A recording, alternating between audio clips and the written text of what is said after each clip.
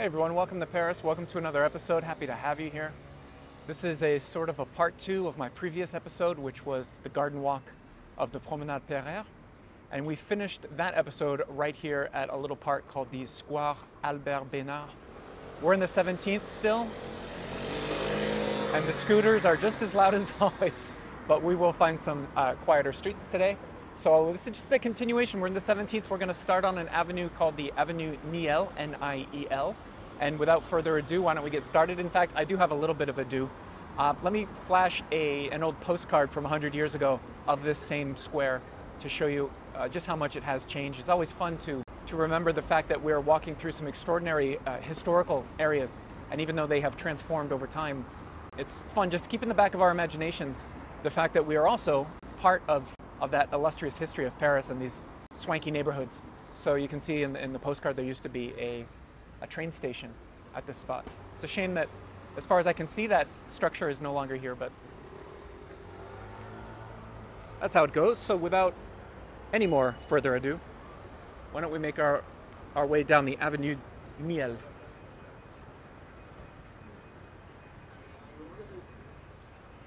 I would say this walk is split up into two parts. The first is going to be some door and architecture appreciation, and starting here at number 98.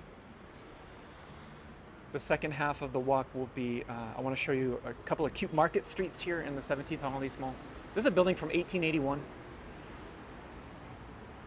And what's wonderful about this neighborhood is you've got a lot of Belle Epoque or turn of the century architecture, which doesn't necessarily mean Art Nouveau each time. There certainly were architects at this time that were specializing in Art Nouveau, but then others who kept it a little more traditional. Let's take a closer look at these marvelous door handles. You can see it seems to be a repetition of the motif of the face above the door that we just saw.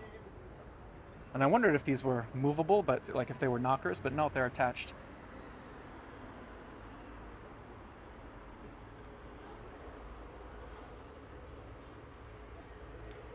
Extraordinary.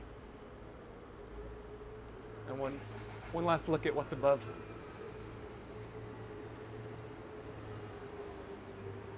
And we'll see a lot of balconies with those supporting corbels that we've grown to love and admire.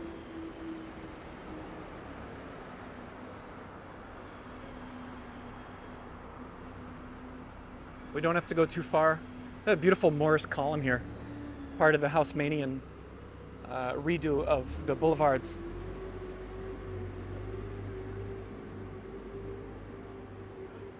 It's always a good idea to stop and admire those Morris columns. In fact, if we zoom a little bit up top, something that you tend to not notice as much are these lion or wolf heads.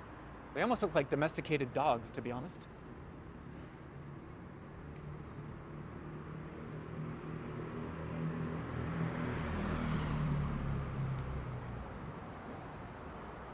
There's another door worth appreciating.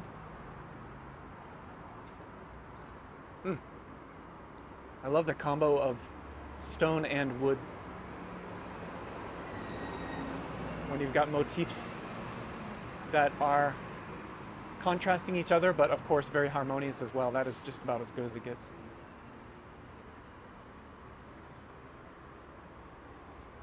This is obviously an upscale part of town here out in the 17th, northwestern Paris.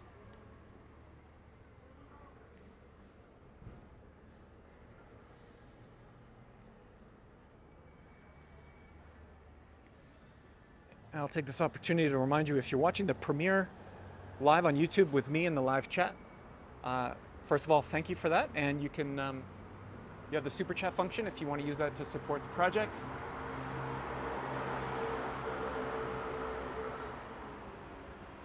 If you're watching the preview, you can bump up the resolution to 1080p. And if you're watching later on, just the normal replay, then you can go up to 4K resolution if you wish, if your internet allows it.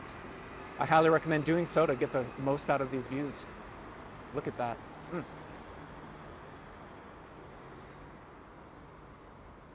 Back down to the beautiful door.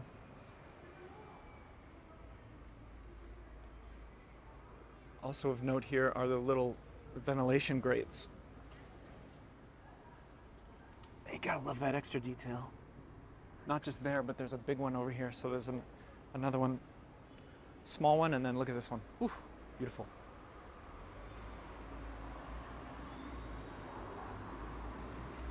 Just those extra little flourishes that didn't need to be there, but somebody made the decision to add extra loveliness, which we can admire for years to come. Look at this baby. It's a big old iron door, number 90.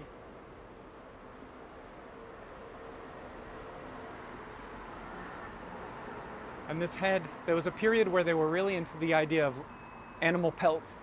And so you can see he's wearing a lion's pelt on his head there.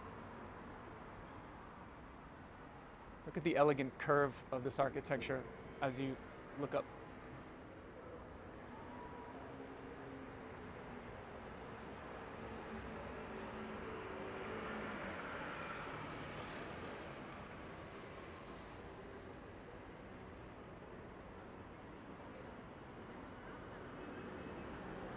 Same architect here next door.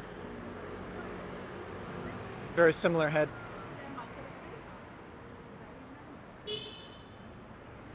I like this avenue. The Avenue Niel is, the sidewalks are very large. Even though there's always a bit of traffic here, it tends to be quiet as far as not too many people on the sidewalks, so you feel like you've got enough room. Certainly good for architecture appreciation when you got to back up a little bit. This place on the corner is pretty spectacular. 1910 it's written. Luckily, during this period of the turn of the century, all the architects were signing their names and also putting the dates of the buildings, so it makes it a lot easier for a tour guide.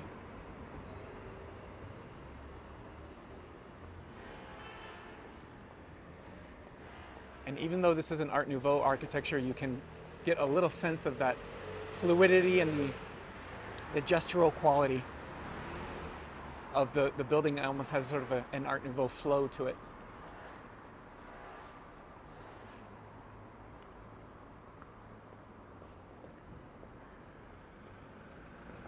And we're going to use the crosswalk here, more or less. Or we'll just cross here, because I want to show you this door, unique in a different way. Tight squeeze through the cars.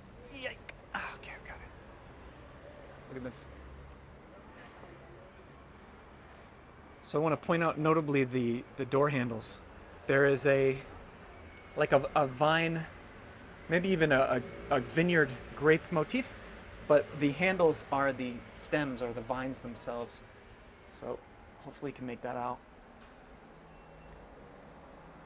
And another one here. And they're not the same, of course. They're two different, each are unique in their design. But you use the vines themselves as the handle.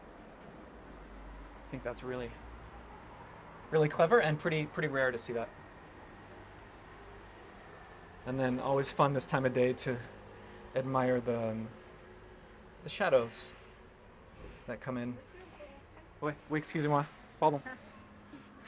Someone wanted to actually get in their house. Imagine that, someone wanted to go in their home. She was cool about it though. Look at that rooftop over there. I love those very French style domes up top. Would love to know what the room is like up there, what the bedroom's like. Here, this same building, if we come back to where we were just looking at the vine handles, there's a nice floral motif here. A very abundant flower motif. And then a little further up, a plaque tells us that the building was originally owned by an insurance company. Just right up there. I know nothing about that insurance company, but they had some cash. This is nice too, across the street with the flowers.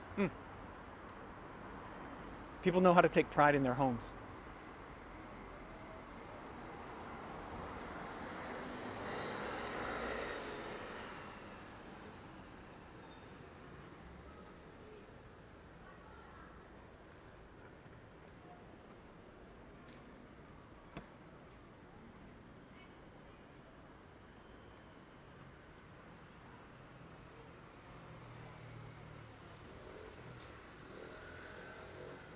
Great one here at number 77.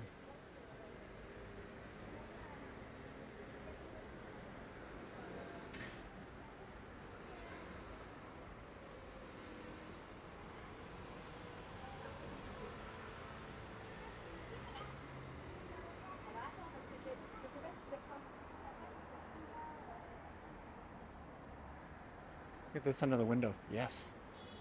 Sweet. And the ironwork too that recalls what's going on above the door itself. That is so great. Look at the great reflections of the trees as well. Look up top above the balcony. So you got a cherub vibe.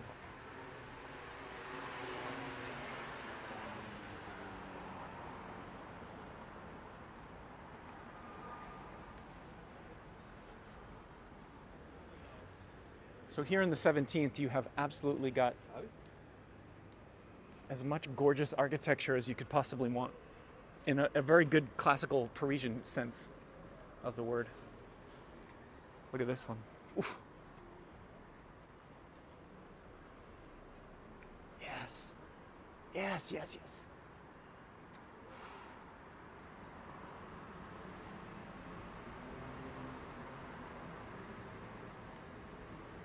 Just so intricate.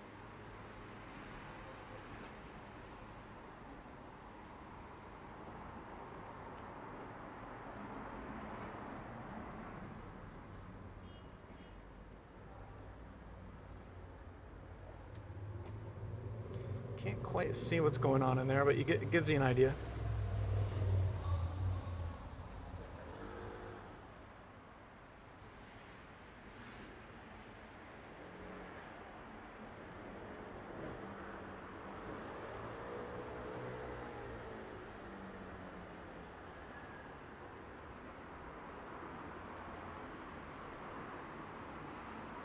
It's such a great reminder that people ask me what period I'd like to go back to, and I think it would be this late 1800s, turn of the century period, the Belle Epoque, because clearly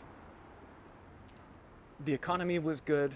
There weren't any wars going on for France at the time, at least any major ones.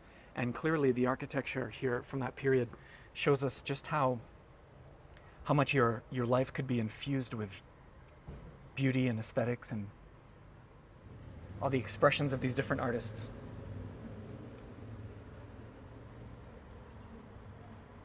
Come on, you can focus, you can do it. There we go. I know these aren't the best quality views, but it gives you an idea. By the way, I want to turn back towards the insurance building and just show you what's going on at the top of that one. This is the building that had the vine handles on the doors. That must be fun, whatever's going on up there.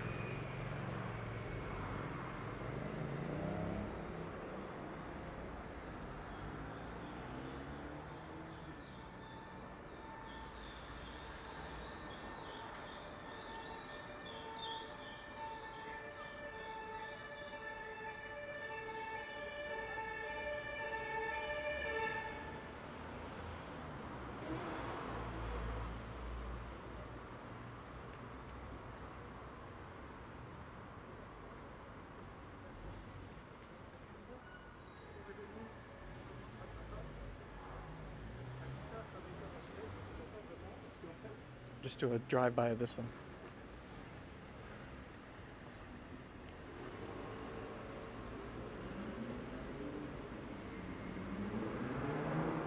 I was originally going to do this episode on my bike, but I quickly realized that I was going to have to make far too many stops on my bike, so this one had to be on foot for sure.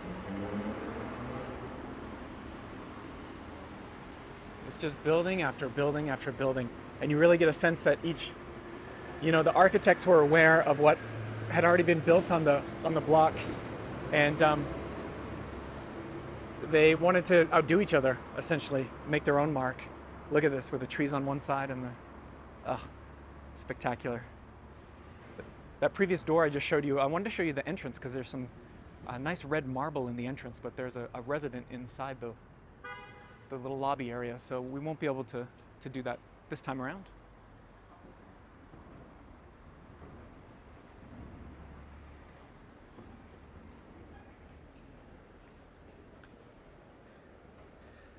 there is a difference between slightly inconveniencing the locals and then straight up invading their privacy, obviously. So we try to walk that fine line. Look at this building. I think that gentleman just left, so why don't I show you what I wanted to show you before. There's no rule against backtracking, right?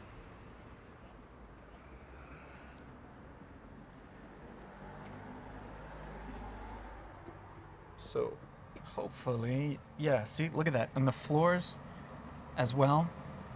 That is spectacular. That is phenomenal.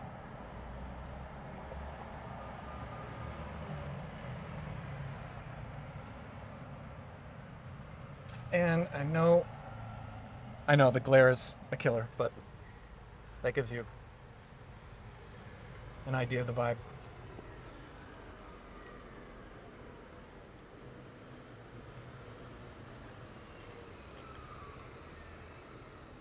Okay, this next one's a doozy. This is a heck of a building.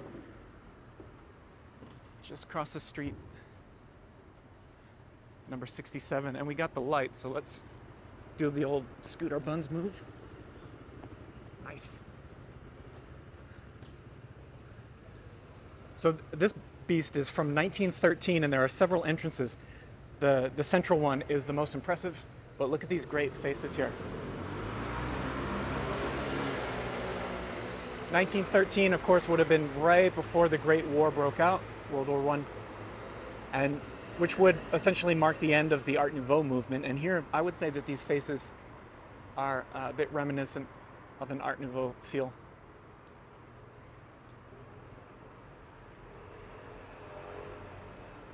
Look at the central entrance. Look at this. Woo, woo, woo.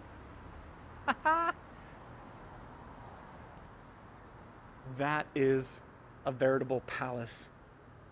Jeez. Look at that.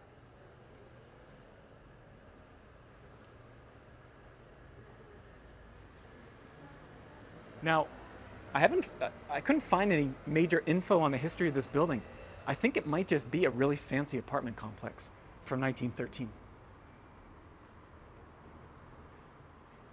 And look up here, even though it seems like there's an empty spot where there would have been a bell, maybe? Doesn't that look like you would have had a bell at the top of the gate?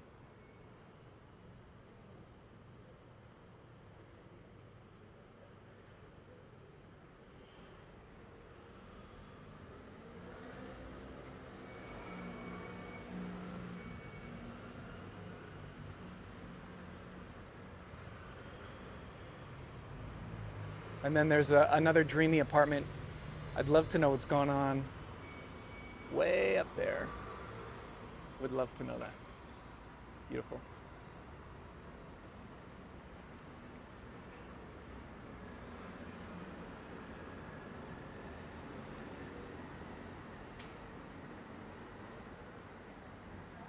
So, try to back up. Oh, let me show you there's a balcony on the left side with some greenery.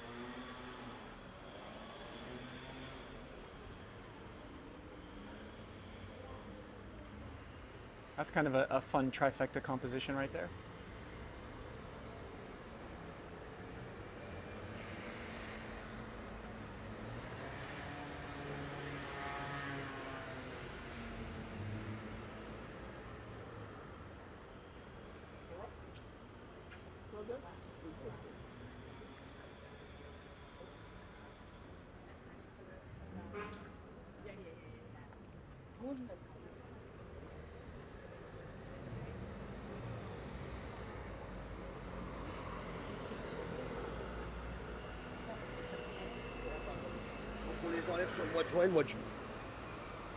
Cute little leafy square here. And I want to point something out to you. This square has a good example of something, one of the small transformations that Paris has undergone recently. So first of all, another Morris column here, advertising the theater productions and whatnot, so that's nice. We've got a Wallace fountain as well.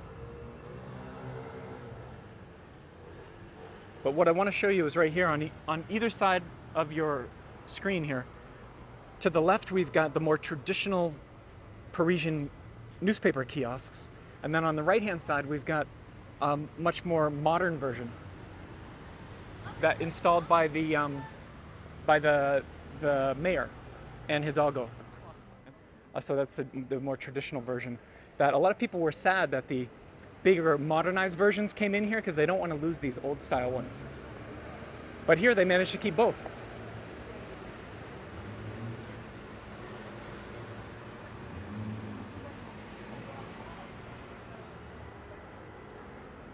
Onward. I've got a fun little an impasse or a little dead-end residential street just across the way there.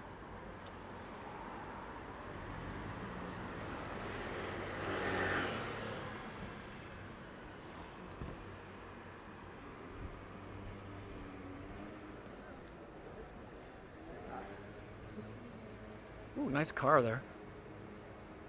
Not a big car guy, but I recognize something beautiful when I see it. Very nice, beautiful color. This is called the Villa Niel. So the same name as the avenue, but it's called the Villa.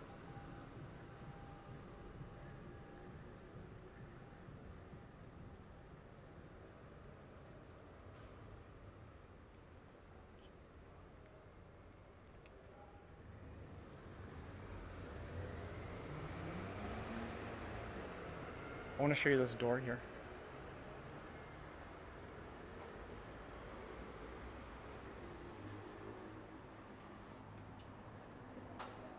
Beautiful, beautiful.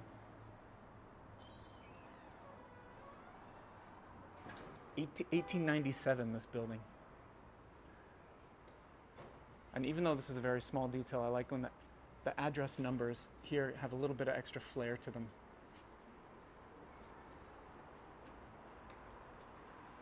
Same date for this one, 1897. Look what's going on up at the top here.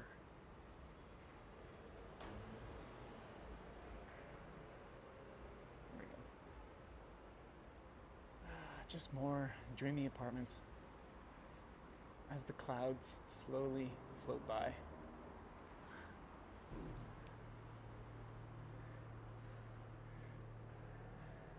It brings a smile to your face.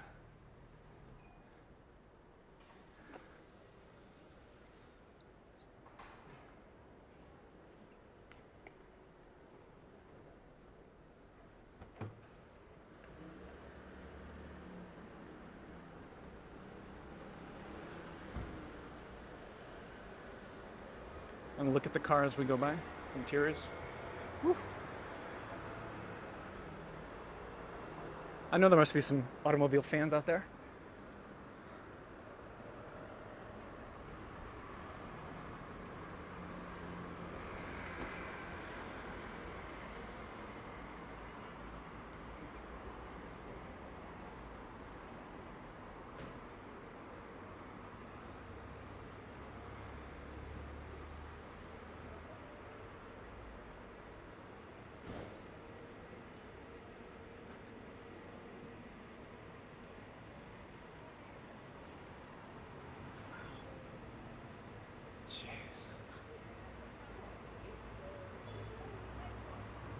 And I know I'm preaching to the choir, but the fact that you can be, or I can be, continually surprised by the motifs and the arrangements and the compositions of what they decide to add to these doors and the balconies and the windows. And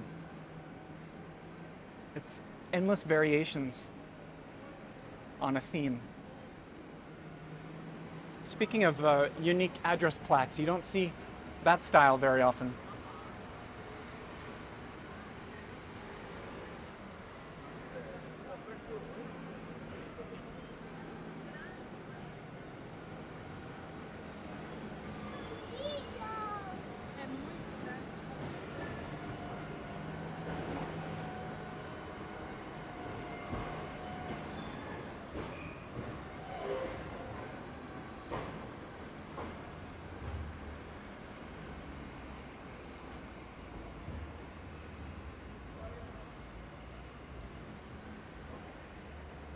This next spot is fun. As you see it coming into the frame here. This is a floral shop that's not quite like the others. It's called Deschamps, and it's owned by a renowned decorator by the name of Luc Deschamps. And he's been called the magician of floral decoration in France. He specializes in flowery installations like restaurants, event spaces, weddings. And several popular addresses in Paris have been decorated by Mr. Deschamps. This is his headquarters. And I'll pull up some photos. This is from Deschamps' own website. And you can see, for example, they did the Maison Sauvage in Saint-Germain-des-Prés in the 6th Arrondissement. Very popular eatery. They also decorated Le Sancerre up in Montmartre.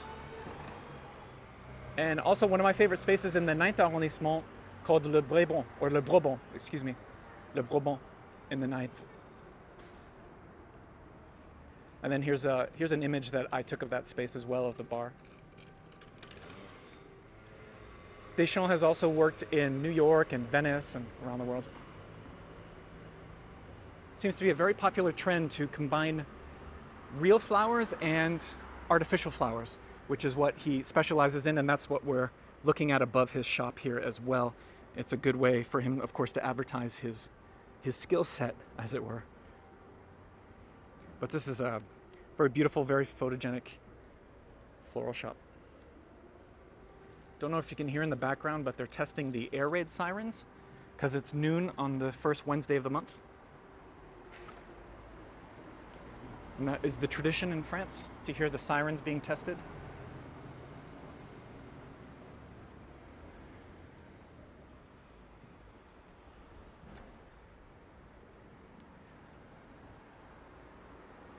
I see this this boutique here Instagrammed quite often lately, for obvious reasons. But this is nice. These residents here get to enter right next to this beautiful florist every day.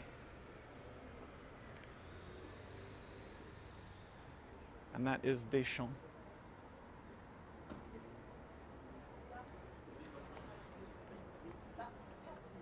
Very pretty inside as well.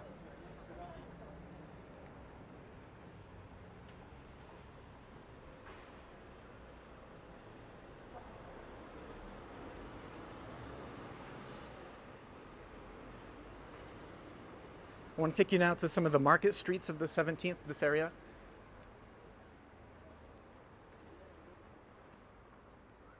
We're just about there, but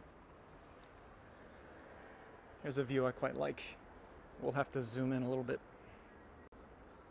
But I love those green zinc domes.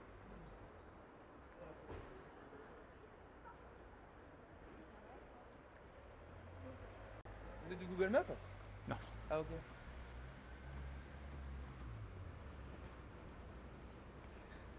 Someone asked me if I was working for Google Maps. I guess maybe I could. Sometimes the amount of documentation we do of these streets, I guess it's not unlike a Google Map situation.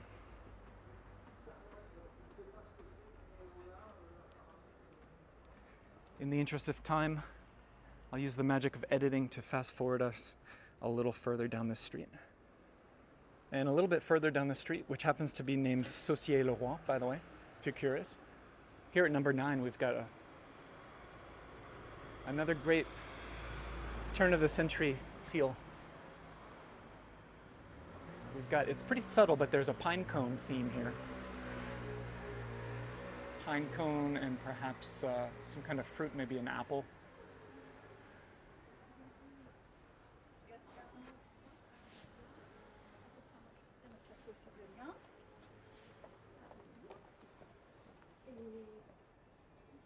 But just look at the ironwork, so elegant. I'm looking for a date on this building. I don't see it quite yet. Let me back up a few steps, though, to give you the full effect. You know, backing out into traffic, what's the worst that can happen?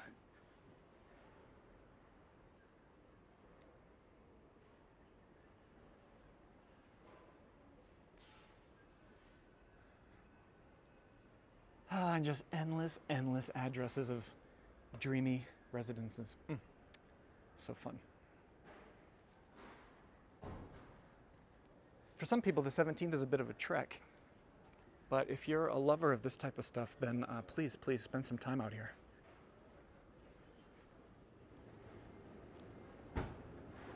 Coming up on a street called the Rue Poncelet. This Rue Poncelet here that we're turning onto was part of an old medieval path to the famous abbey in Montmartre. We're not in Montmartre, but this street would lead you to a famous abbey that they called Les Dames de Montmartre, the Ladies of Montmartre. The abbey's long gone, but this is the path that you would use to get there if you were to walk in the opposite direction toward the 18th. So let's have a nice little stroll. Speaking of florists, wow, I gotta show you this one on the left without bothering the lady too much. Look at that beauty. It's called Adele. Whew. Oh, the colors. The colors. Right next door to it, we got a wine shop.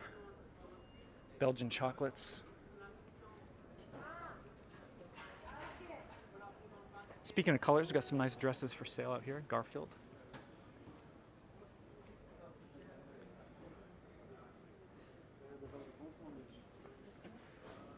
Liberty Bakery.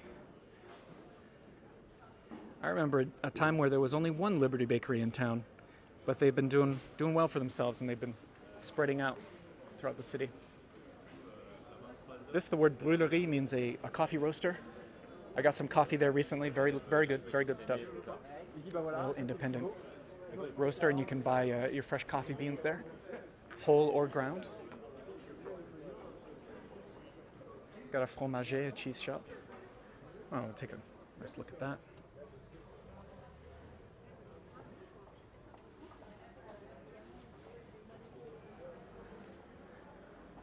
Just a little peek without bothering anybody.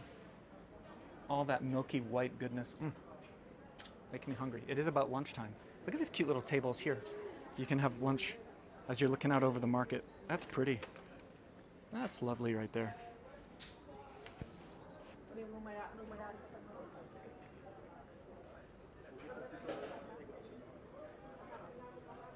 Hopefully it won't bother any of the vendors here. They tend to not be the most welcoming, having cameras stuck into their shops, but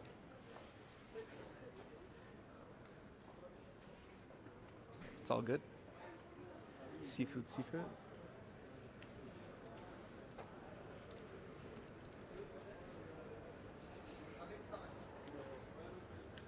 Colors are really popping today. Here we got rotisserie chickens and some homemade. Bonjour. Mashed potatoes. It has you could say a bit of a Rue Claire feel from the 7th Arrondissement. I know a lot of you love that street, and that is definitely the vibe there. The other way, down Poncelet. Pretty.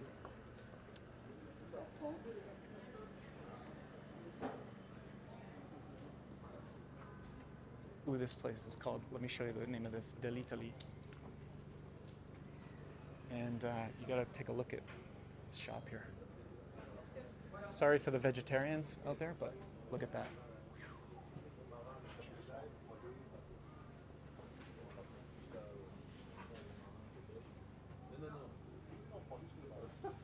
Delicious. Ooh, let me show you this food. Oh my goodness. I do feel like I'm in Italy.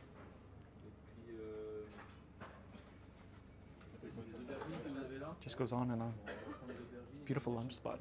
Fresh basil.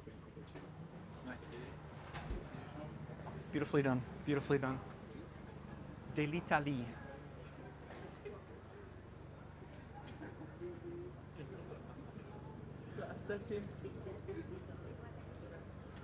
Tons of produce here.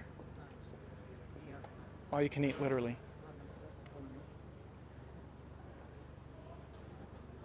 And then for you fans of extra expensive chocolate, we've got an Alain Ducasse shop here. He got heavily into chocolate recently enough that I remember the very first shops that opened for Alain Ducasse. And he was and still is, of course, a Michelin star chef, but made a transition into chocolate fairly recently. So you see quite a few of those shops now. And more cheese. Beautiful. Bonjour. Je filme un peu vos jolis fromages. Merci beaucoup.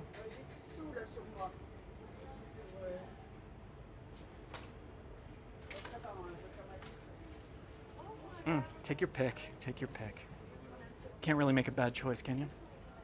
Even if it's a bit too stinky for you, you know, it's a bit too pungent, you just grab an extra bottle of red wine and you are very good to go.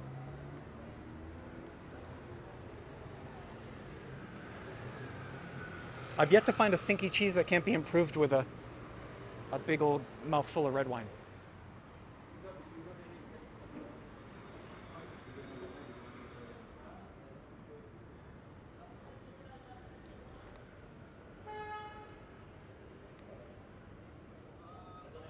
Lovely little street. And we've got a Greek foods shop right there. And another butcher shop here on the corner. But look, it does continue as we turn onto the next street. So much fruit and veg out here. Wow. Oh, very nice Bayen. Look at this. Oops. The doors open automatically. That's a quick way to draw attention to yourself.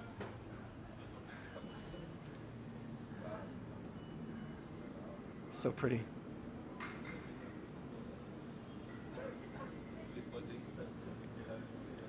Ooh, they got a little interior portion there too. So cute. Look at that. There's water running down the walls.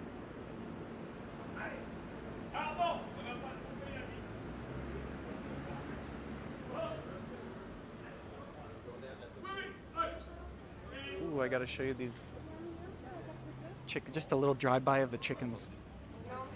Golden, brown, and delicious. Wow. Some great color there. Bonjour. Oh, look at this food. So this is what they call a traiteur, which looks like the word trader, but no, traiteur means pre-made food, made with love. And you can grab it for lunch, heat it up in your home so you don't have to cook. And this is a very, very common on the market streets to see various traiteurs. Pre-made food is great for if you're arranging a dinner party in Paris. Of course, look at those quiches. Oh, they're so picture perfect. Paris kitchens, of course, being very small and rather ill-equipped. So if you want to host friends over for dinner, these traiteurs, perfect option. And not really frowned upon, you know. It's all very good, well-made food. And here they've got, wow. On either side, they've just got endless amounts of pre-made delicious food. Bonjour, hello. Je vous filme pas, c'est juste la nourriture. Je partage. I speak les deux. Ah ok, mais c'est très bien l'appareil, j'en ai un aussi. Ah c'est vrai, oui, c'est un. Génial. Oui, ça marche très très bien.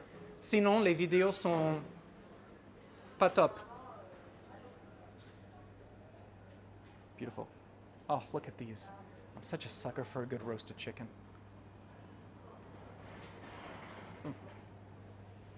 C'est très très bon, merci beaucoup. Bonne journée.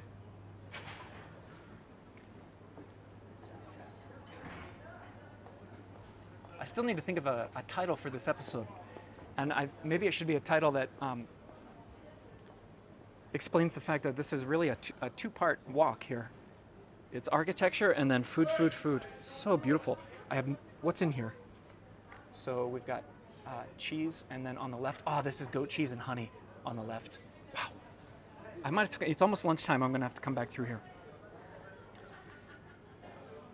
That is spectacular. Look at this adorable spot. Look at this adorable spot. There's so much. How do you even make a choice if you're a local? How do you choose where to get your fruit and vegetables? Because you have so many options. And more cheese. Spectacular.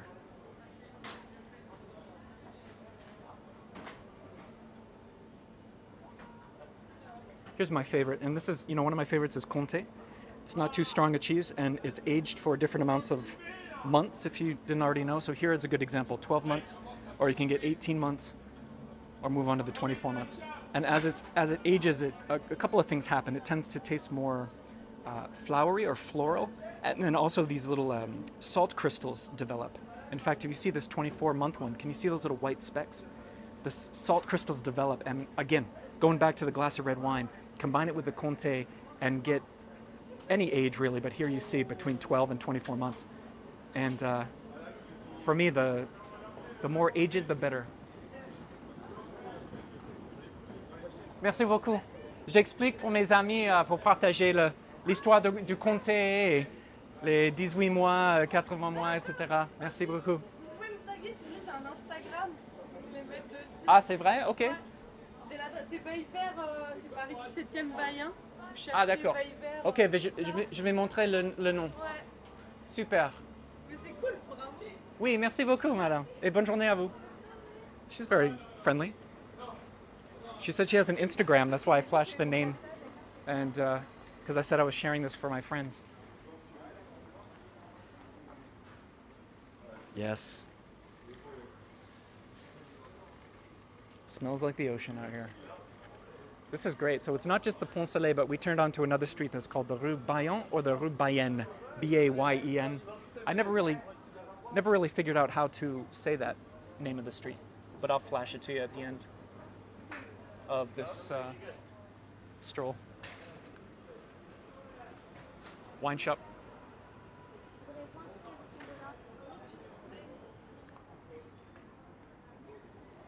This is a pastry shop. Some of you will recognize that name right there, Cyril Lignac. And they do some really pretty pâtisserie.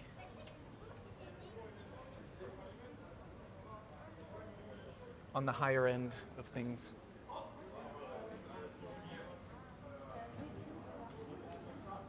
That's got to be good. Certainly strawberry season from what we can see in the windows here.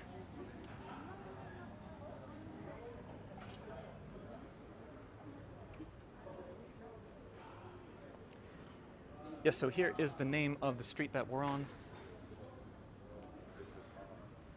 Again, I thought it was Bayen, but I heard someone pronounce it Bayen.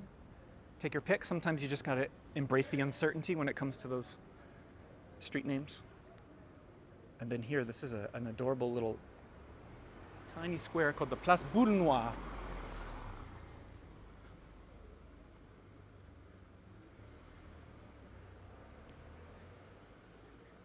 Just a little dead-end square with a beautiful bit of vegetation in the center. A couple of restaurants here. There's a hotel that I'll show you tucked away in the back.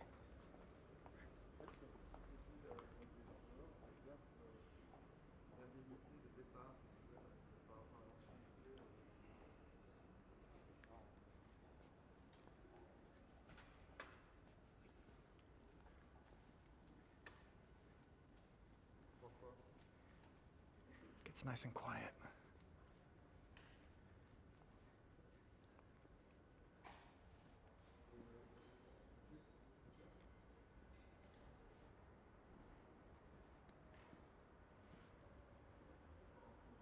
Place Boule Noire.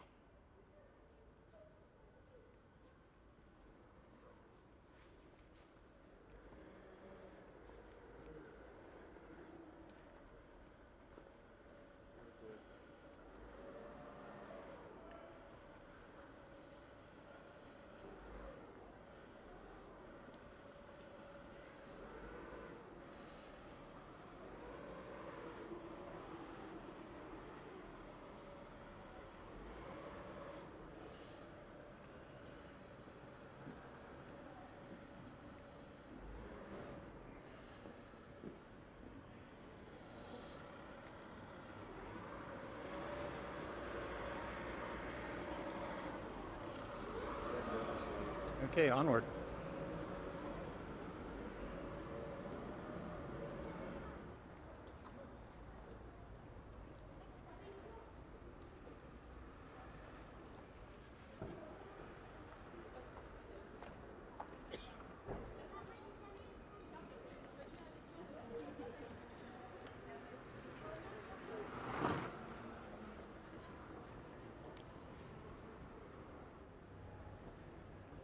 A few more things to share with you here at the corner of this street. First of all, my goodness, we're back. You'll notice at the Avenue Niel that we've rejoined since we left it earlier. And this, what's remarkable, well, there's a lot that's remarkable, but you notice there's clearly a woman's face up there, and she's wearing a helmet. But if you zoom in, the helmet itself has a very subtle, the subtle contours of another face. And that's not just a trick of the eyes. I can tell you in person, you can see clearly that it was done intentionally by the artist, and I think that is spectacular. And I wonder if that was part of the design originally, or if maybe the artist made the face and the helmet, but realized the helmet was a little bit too bland. I really don't know, but isn't that spectacular?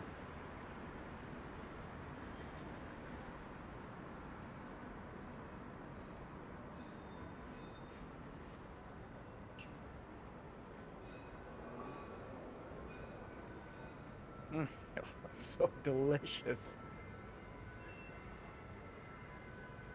Wow. Wow, wow, wow.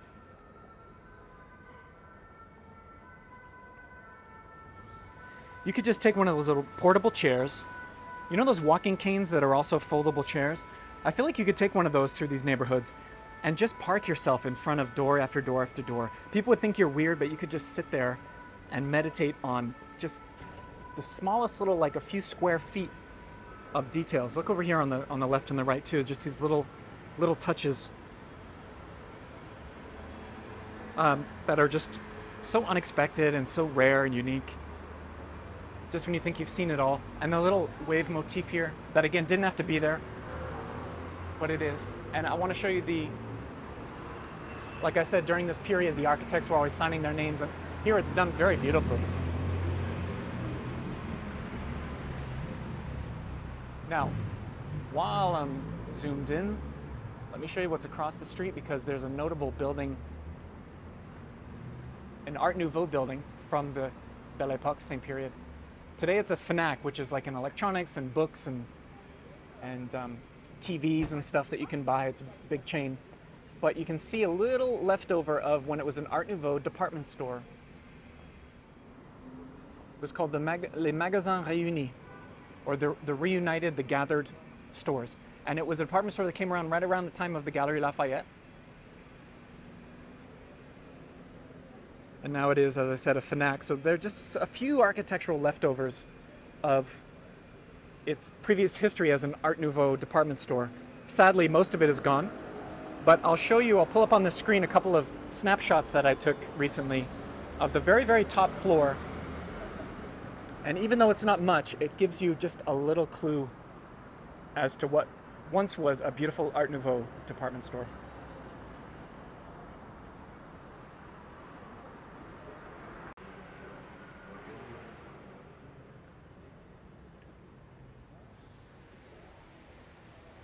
And we got the signal, so take a gander at this doorway here.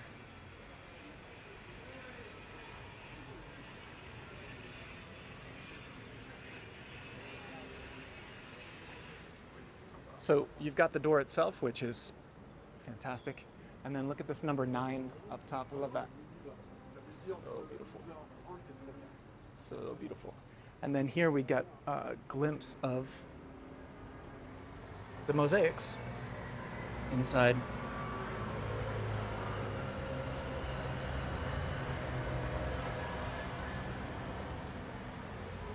Be over here.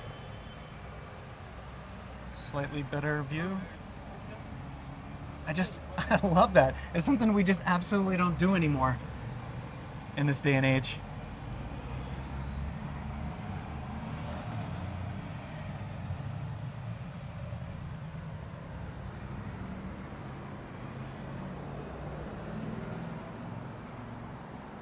Oh, look at that cute little car.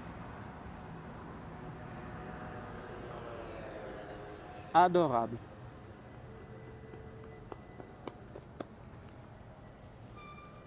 Here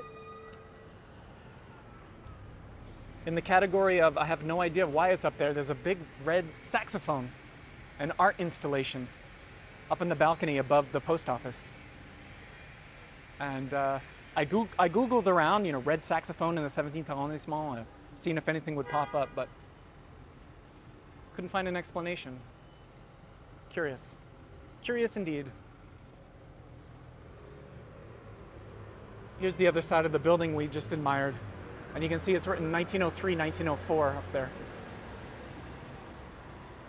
And you can see we're still on that same street that I can't pronounce correctly. And this street is famous for an archway that's cut through a building at the end. You can see it, hopefully, down there. And so we'll wrap things up over there. It's a cute street called Villebois-Marais. And what I like about this, first of all, the colors are quite nice, aren't they? With that, we've got some beautiful blue sky today. Not too sunny, not too cloudy. But if we zoom in just a bit at the corbels, this is really an all-you-can-eat buffet of corbels.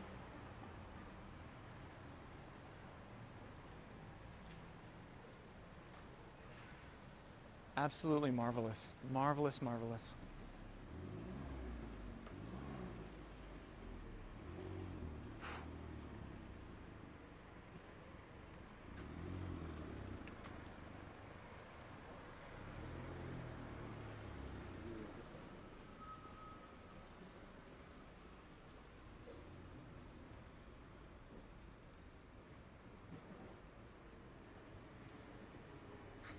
Just like the red saxophone that we saw, here's another one that I wonder what the backstory is. Because it's just an average residential doorway, but there's an art installation here of what seems to be a meter lady, a parking meter attendant. And I'm like, what is the story? And it's a permanent thing. I'm thinking, like, what is the story behind that? Did this lady live here? Did someone get so angry about getting a parking ticket that they decided to somehow sarcastically immortalize this lady as a diss? But when I say it's permanent, you can see what I mean. There's like an actual structure here that's painted, attached to the wall. So it was a very premeditated bit of artwork. And I just think that is, just when you think you've seen it all,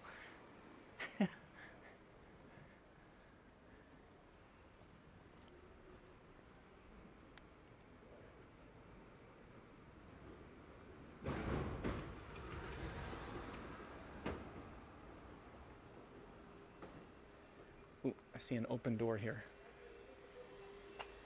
First thing that pops out is the mosaics. Yes! Oh, that's so pretty. That's so pretty.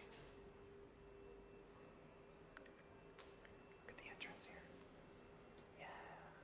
Subdued but classy.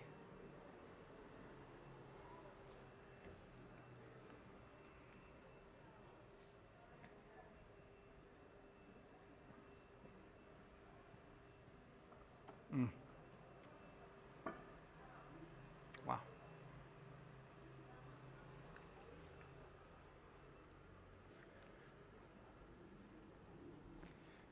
Here's a big old building that's it's gated up, but I can pretty easily do the old pop-over move for you.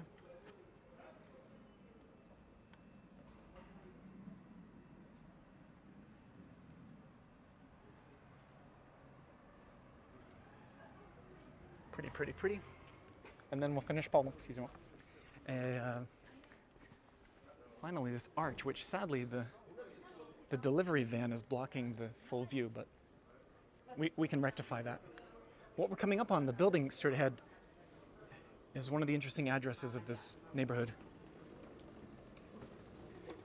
Because back in the 15th century, there was a sort of fortified farm here with its own manor home and a moat and a drawbridge and medieval towers and courtyards and its own vineyard. And it's called the Château des Ternes. And it underwent many changes over the years, and by the 18th century, there was a well-known architect named Lenoir who purchased the property, but he was not at all emotionally attached to the Château des Ternes. So he very promptly gutted it out of all its lovely decoration and furniture, and he divvied up the plots of land and sold it off to investors. So he was known for being the one who essentially started the downfall of this chateau here. But what he also did, which really was a shock to many, was the existing chateau that he purchased, Lenoir, the architect, allowed for the street to be drilled straight through the existing architecture. So this archway was never there when he purchased it. And he allowed the street, the Rue Bayen, we'll call it today, the Rue Bayen that we're standing on was meant to stop here. But instead he allowed the street to be bulldozed through. And it creates a rather picturesque arch. And in fact, if you were to continue in this direction just a couple of blocks, you would end up at my previous episode, which was the Promenade Perrère, the beautiful garden walkway. And while we're here at the archway, I'll pull up an old postcard of this same spot, and you can see not too much has changed except for the clothes and the cars, and you can see the automated carriage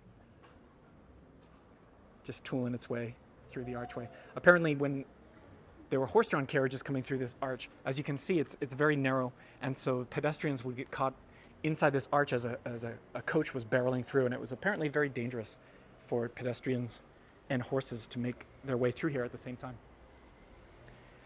So not too much of that famous Chateau de Terne still exists. Everything's been divvied up and sold off. But there is one vestige left here, and I think it'll be the end of our walk today.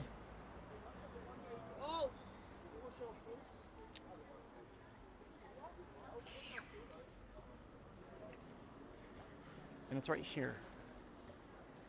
Very... Oh, c'est bon, monsieur. Allez-y, allez-y. Il n'y a pas de souci. Just very incongruously plopped here in the middle of all the modern day activity. But this is a little leftover of that old Chateau de Terne.